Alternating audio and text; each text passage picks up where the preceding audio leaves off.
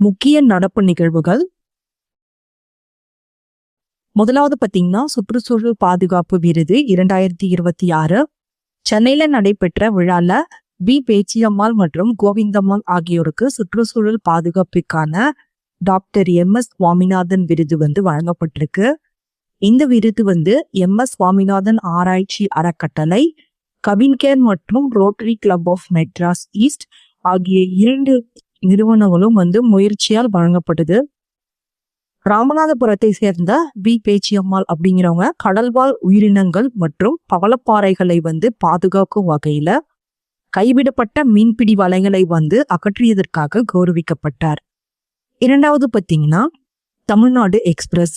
Chennai central முதல் டெல்லி வரை இயக்கப்படும் தமிழ்நாடு எக்ஸ்பிரஸ் 1976ஆம் ஆண்டு ஆகஸ்ட் 7ஆம் தேதி தனது சேவையை தொடங்கியது. ஆரம்பத்துல வாரத்திற்கு 3 முறை இயக்கப்பட்ட இந்த ரயில் 1988ஆம் ஆண்டு தினசரி சேவையாக மாற்றப்படுது. சென்னையிலிருந்து தினமும் இரவு 10 மணிக்கு புறப்படும் இந்த ரயில் 2182 கிலோமீட்டர் தூரத்தை 32 மணி நேரம் 30 நிமிடங்கள்ல கடக்கிறது. அடுத்து மூன்றாவது பாத்தீங்கன்னா டால்பின் சூறாவளி.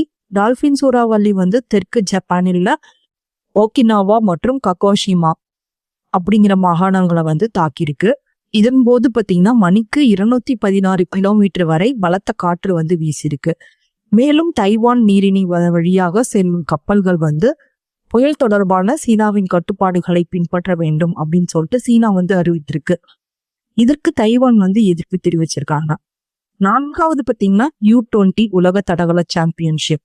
அமெரிக்காவில யூஜின் நகர்ல நடைபெற்றிருக்க 20 வயதிற்குட்பட்டோருக்கான உலக தடகள சாம்பியன்ஷிப்ல இந்தியாவிலுடைய ஆஷிஷ் யாதவ் ஈட்டி எறிதல் பிரிவில் வெள்ளி பதக்கம் வென்றிருக்காரு.